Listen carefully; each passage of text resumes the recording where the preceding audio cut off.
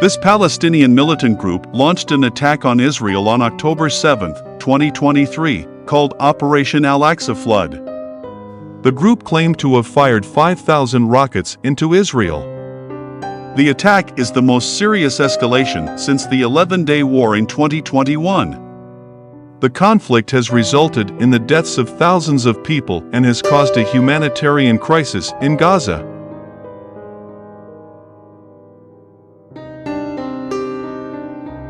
This group killed 6,103 people last year, a 71% increase from the previous year.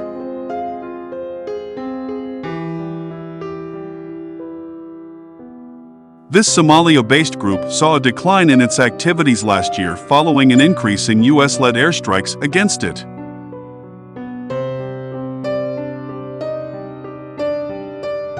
This group was responsible for more than 1,000 deaths last year, mostly in Afghanistan.